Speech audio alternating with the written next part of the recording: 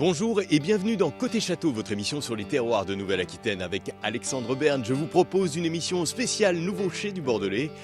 Après le chai des Carmaubrions signé Philippe Starck, mais aussi celui de Cheval Blanc par Christian de Port-en-Parc ou encore celui de la Dominique, la Terrasse Rouge par Jean Nouvel, il y a une nouvelle salve de chais qui sont inaugurés en ce moment même.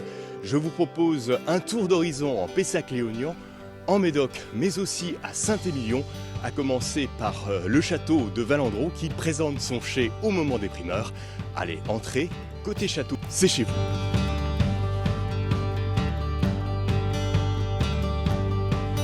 On se retrouve ici à Saint-Étienne-de-Lys, au château Valandreau, avec Jean-Luc Tunevin et Muriel Andreau. Bonjour. Bonjour.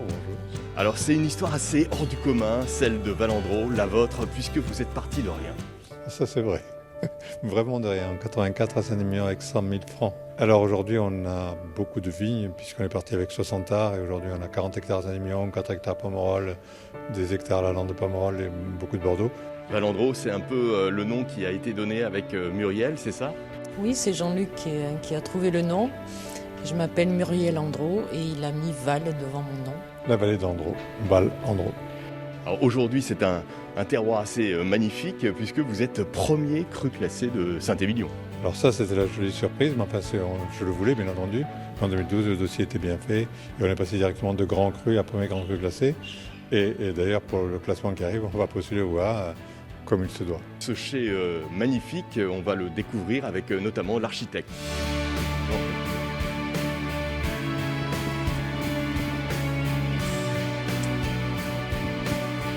Bonjour. Alors Jean-Luc, on découvre votre architecte Édouard Touton. Bonjour. Bonjour. C'est vous qui avez créé ce nouveau chai qui est véritablement encastré dans la colline. Exactement. C'était la volonté initiale, c'était de faire un bâtiment qui s'inscrive au mieux dans le territoire de Saint-Émilionnais. Alors il est enterré à quelle profondeur ? Alors on va jusqu'à 5,50 m au niveau des fondations. On ne pouvait pas aller trop profondément parce qu'il fallait intégrer également tout le système de cuves. Le plus important c'était vraiment la technicité et l'usage des travailleurs du vin, donc on ne pouvait pas se permettre d'avoir des cuves trop hautes pour le travail. Ce chai dans ce paysage se fond parfaitement avec notamment l'enrochement qui a été utilisé. Oui, c'était l'idée de départ, c'est de le rendre le plus discret possible. Il fallait qu'il y ait le bio et la géothermie un peu adaptés, donc c'est presque un Grand Prix canadien par exemple. Quand on a les contraintes de Saint-Émilion qui est classé au patrimoine mondial de l'UNESCO, comment ça se passe ? Alors c'est un vrai travail en amont avec l'architecte des bâtiments de France, M. Casséno, qui d'ailleurs a été d'une grande aide pour l'élaboration de ce projet. Les vraies références sont les hangars agricoles de nos régions qui pour nous sont d'une pureté et d'une beauté impeccable et qui se font dans le paysage avec ses grands piliers de pierre et ses charpentes. Le projet c'était quand même de créer une mini-centrale photovoltaïque qui permette de pouvoir intégrer toute la consommation faite par le chai au moment des vendanges.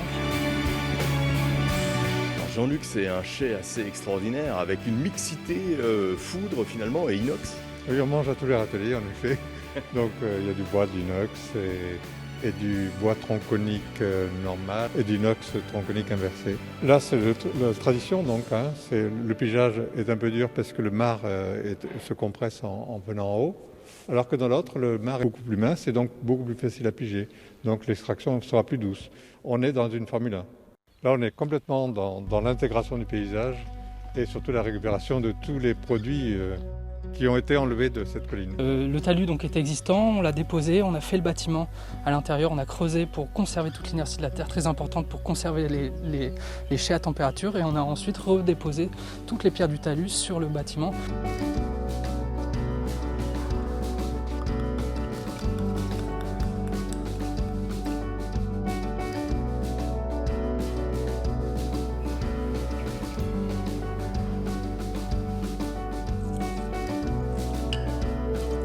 Quelle est la tendance de ce millésime 2020, Jean-Luc ? Super, vraiment, c'est un grand millésime encore une fois de plus. C'est le troisième belle réussite en tout cas. On a la fraîcheur et la maturité, ce qui est le rêve pour Bordeaux, malgré le réchauffement climatique. Voilà. Super. Et parmi les autres chais qui ont été réalisés ces derniers temps, notamment à Saint-Émilion, vous allez voir celui de Figeac, réalisé par la famille Manoncourt.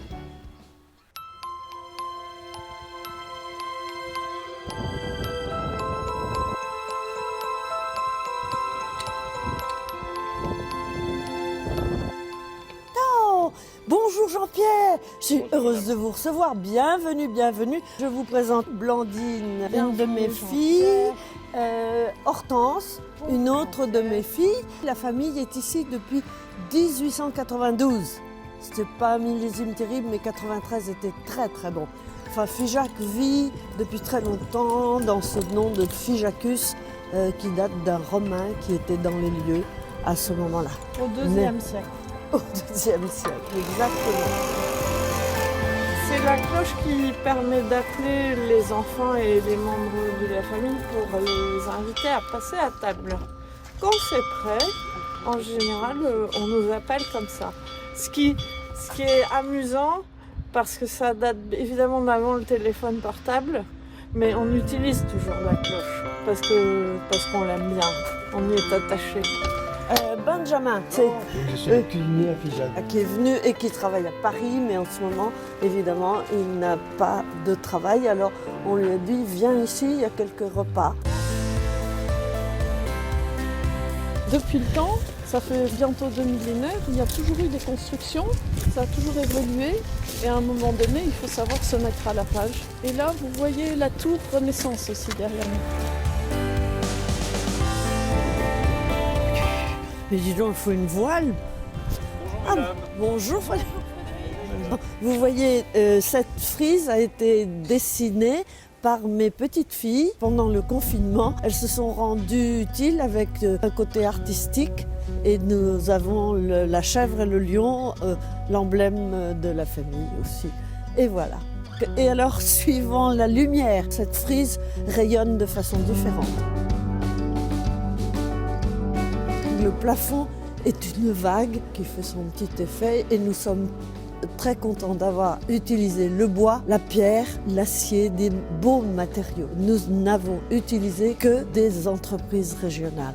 Ça nous faisait plaisir. Nous entrons maintenant dans le cuvier de Château-Figeac. Nous avons profité du relief collinaire de la propriété pour l'intégrer dans le sol, puisque 63% du projet se trouve sous le niveau du sol.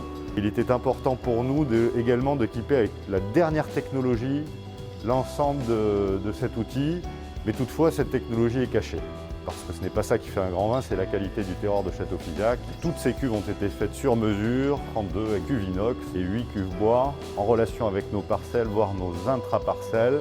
Nous avons demandé au tonnelier de nous mettre 2 douelles transparentes qui permettent d'observer ce qui se passe dans la cuve. Personnellement, j'aime beaucoup, au moment de la fermentation, coller mon oreille contre la cuve parce qu'on entend tous les glouglous de ce qui se passe lors de la transformation des sucres en alcool. Nous sommes ici donc au-dessus du cuvier bois. Une part d'innovation pour nous est liée aussi à l'ergonomie et à la qualité de travail pour le personnel.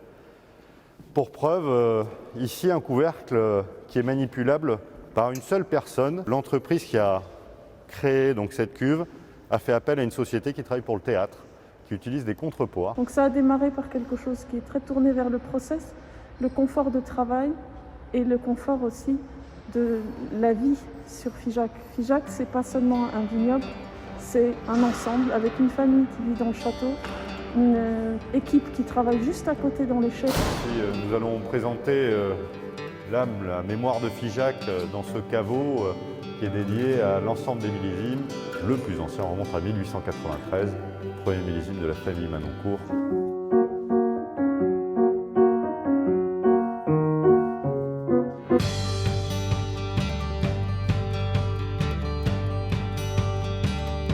Donc Château-Figeac 2015, très grande réussite, un super millésime, solaire dans le Bordelais. Figeac révèle toute la fraîcheur, la subtilité de ses graves, les fruits rouges, les fruits noirs, les épices.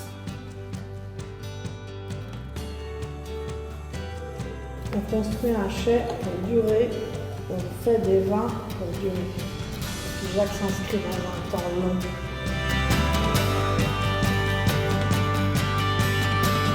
Au nouveau chai de Figeac et longue vie à Figeac. Merci. Bravo à lui, bravo à lui. Merci mesdames.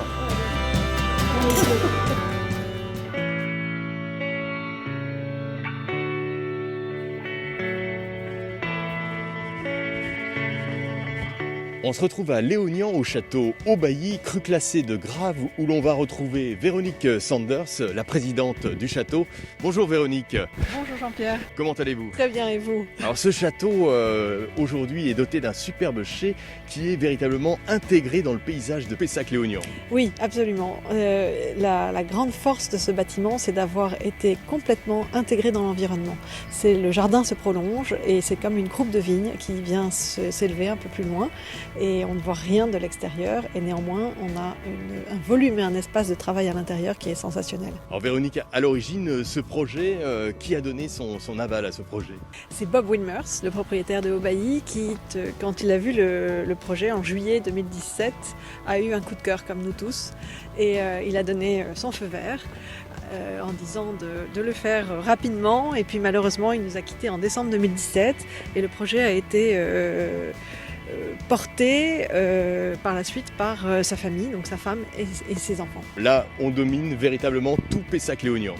Oui, ça nous donne une nouvelle perspective sur le vignoble et sur l'appellation de Pessac-Léognan. C'est assez extraordinaire parce qu'au fond, vous voyez Bordeaux. Et puis si vous regardez à 360 degrés, tout autour de vous, vous allez voir de la forêt. Donc il y a une biodiversité dans l'appellation qui est juste extraordinaire. Et puis évidemment, on prend de la hauteur sur cette croupe magique de Aubailly et on la voit d'une manière un peu différente puisqu'il y a à peu près 20 mètres de dénivelé entre les parcelles les plus basses et les parcelles les plus hautes.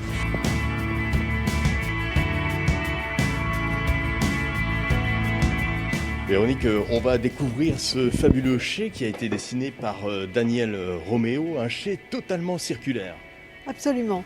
C'est un chai qui a été conçu pour que l'on puisse circuler autour. Donc les camions et les tracteurs arrivent par une rampe, travaillent dans une cour qui est à la fois couverte et ouverte et repartent de l'autre côté. Donc c'est extrêmement fonctionnel. Et puis évidemment, on retrouve cette rondeur à l'intérieur. La particularité de ce cuvier, c'est qu'il n'y a aucun poteau. Il y a une voûte d'un diamètre de 38 mètres sans un seul poteau. Et cette voûte en plus contient des puits de jour pour nous laisser passer la lumière naturelle. Et imaginez qu'il y a également un jardin. Donc vous voyez la performance technique et architecturale qui réside dans ce chai. Alors là, on distingue, vous avez 54 cuves qui sont un peu disséminées sur tout le pourtour de ce chai. C'est pour faire du parcellaire? Absolument, nous avons 54 cuves avec des cuves de dimensions multiples. Le principe, c'est évidemment celui de la poupée gigogne. Il faut toujours avoir une cuve de plus petite taille pour pouvoir écouler un plus grand volume. On a envie de toucher ces cuves. Ah oui, oui. Alors au centre de ce cuvier, nous avons une dizaine de cuves de 50 hectos. Et puis il y a évidemment des cuves de 70, de 80, 85, 90. Ces cuves ont été réalisées par une entreprise qui a le brevet pour installer la thermorégulation dans la paroi de la cuve. Ce qui nous évite d'avoir un serpentin au centre de la cuve. Alors Véronique, là, on découvre ce chai à barrique circulaire.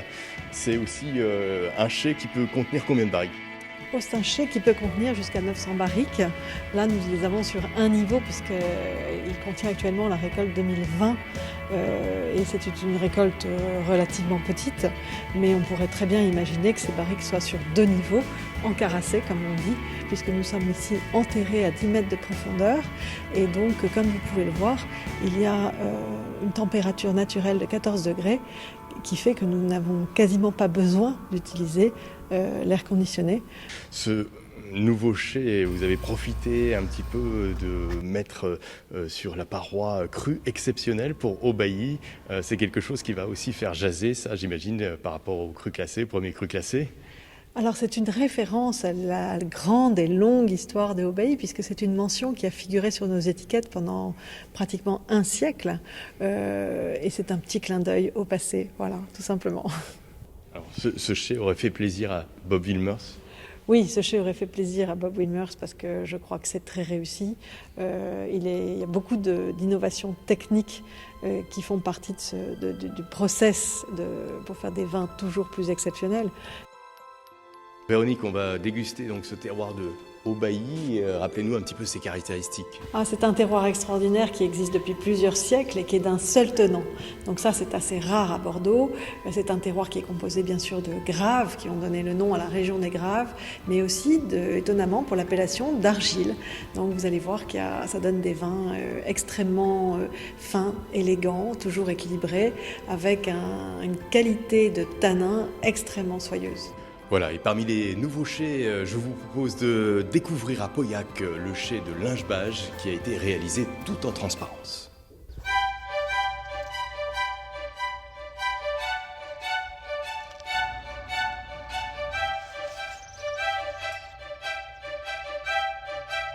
Bonjour Jean-Pierre, bienvenue à Lingebage. Bonjour Jean-Charles. Rentrez.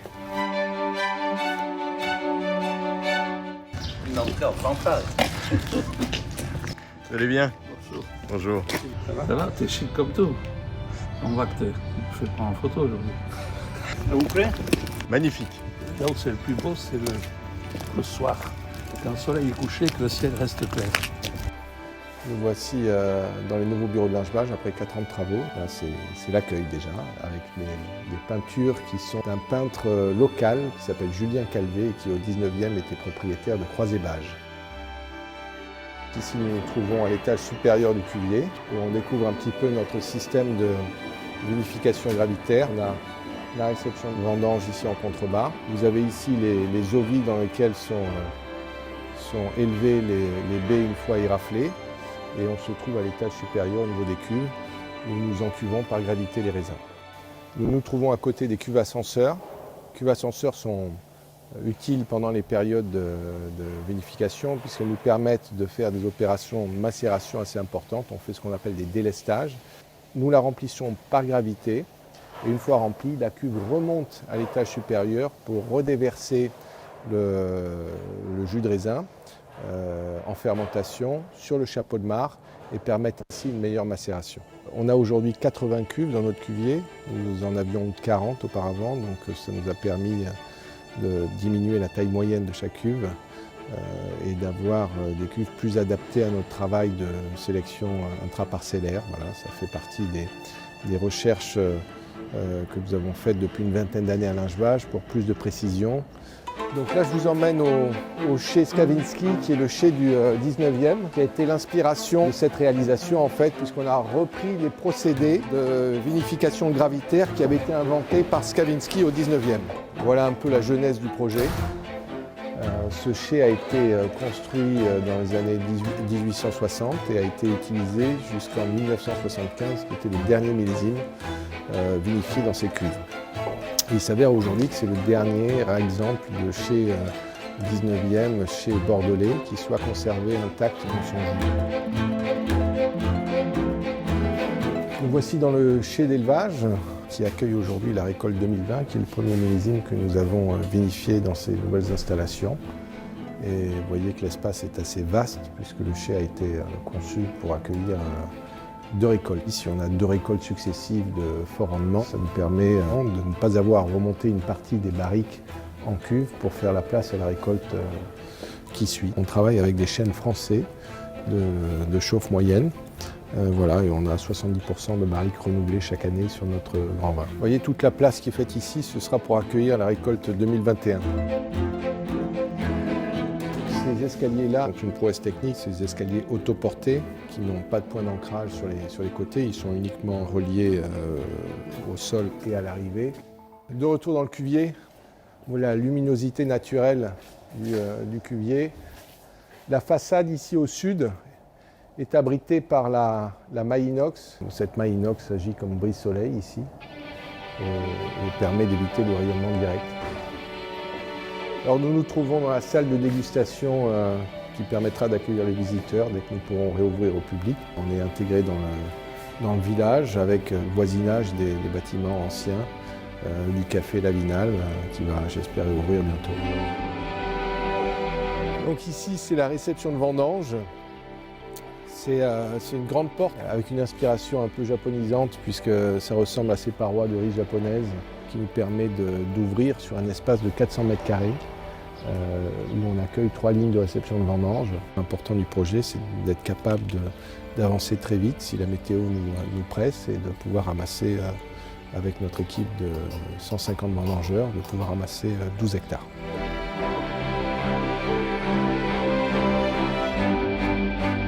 Le terroir de Lingebage, il est assez regroupé ici sur ce plateau. Alors ça, c'est un vin qui ne manque pas de couleur. C'est assez simple de définir ce qui est un grand terroir à Bordeaux. Il suffit d'être sur une butte, sur une petite élévation, de regarder ses pieds et de voir si on a de la grave, et puis d'avoir une vue sur la Gironde. Ça détermine un peu le microclimat de la parcelle. On est sur des terroirs qui sont relativement précoces, peu gélisses, des terroirs de grands Cabernet Sauvignon. On est équipé pour les décennies qui viennent avec cet outil flambant neuf. C'est le début d'une aventure. 2020 a été le premier millésime. Et voilà, on est très content et on va pouvoir chaque année s'améliorer un petit peu et faire de plus grands vins encore.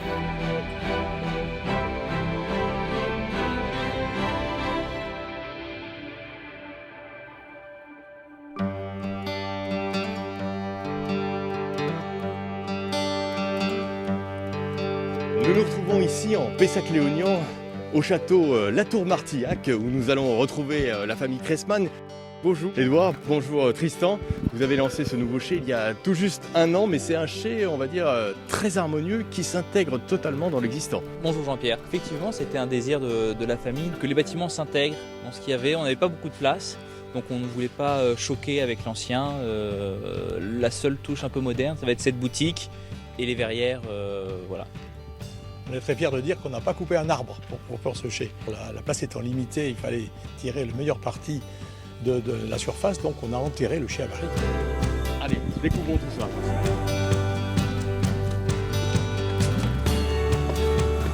Tristan, on se trouve ici au niveau de la boutique. C'est finalement un nouveau chai, mais aussi pas mal axé sur le no-tourisme.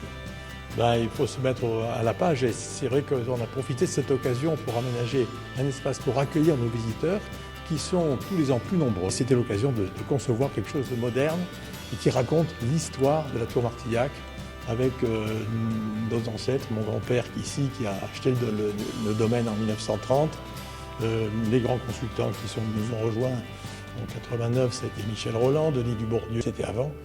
Bref, toute la famille se retrouve représentée dans ces fresques qui ont été réalisées par un peintre bordelais, Max Ducos, et c'est absolument formidable. Ce qui est intéressant, on raconte l'histoire de la Tour-Martillac quand la famille l'a acheté en 1930.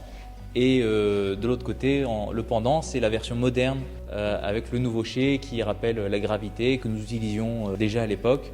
Voilà, le retour aux sources. Allez, on va découvrir ce nouveau cuvier.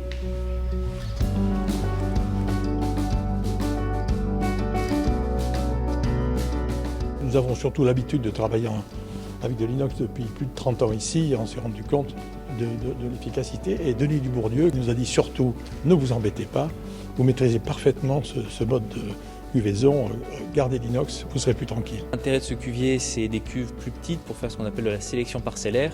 Vraiment, on va pouvoir entrer chaque parcelle à son optimum de maturité. Ce qui nous a fait le plus plaisir quand on a inauguré ce chai, c'est de voir le sourire des opérateurs, du maître de chai, de Valérie, notre maître de chai.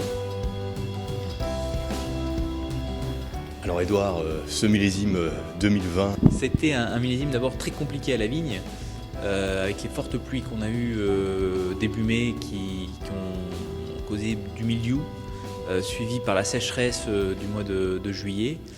Mais heureusement, on a eu des raisins très concentrés et au final, on a un super produit qui est vraiment typiquement Bordeaux, avec de la fraîcheur, du fruit, des jolis tanins, une très jolie structure en bouche. Vraiment un régal. C'est les premiers commentaires que nous avons avec les retours primeurs depuis 15 jours, 3 semaines. Tristan, ce millésime, il va s'inscrire dans la trilogie, on en parle déjà, d'ores et déjà, une nouvelle trilogie bordelaise. C'est une série absolument magique qu'on est en train d'écrire. Tous les millésimes nous font découvrir des structures différentes. Édouard a bien dit, c'est un vin très classique de Bordeaux, très concentré, mais qui a gardé une fraîcheur étonnante. Avec des rendements faibles, on a fait des vins en général très concentrés à Bordeaux. Il fallait maîtriser cette concentration avec une vinification très douce et surtout des vendanges bien timées. C'est ce qu'a expliqué Édouard également tout à l'heure. Et notre chai nous a beaucoup aidé. C'est vraiment un vin qui a une structure en bouche. Voilà, c'est incroyable cet équilibre entre la fraîcheur à l'attaque, le fruit et ces tanins qui enveloppent la bouche, qui sont soyeux en même temps. C'est vraiment un régal. Certainement un grand millésime, proche de 19. On va comparer au 19, on va comparer au 18. 18, 19, 20, une série incroyable. Voilà, ainsi se termine ce numéro spécial Nouveau Chai du Bordelais. Prochain numéro de Côté Château dans un mois sur les vignerons bio de Nouvelle-Aquitaine, où vous verrez que les superficies en bio et en conversion ont nettement augmenté ces dernières années. Carpe diem, portez-vous bien.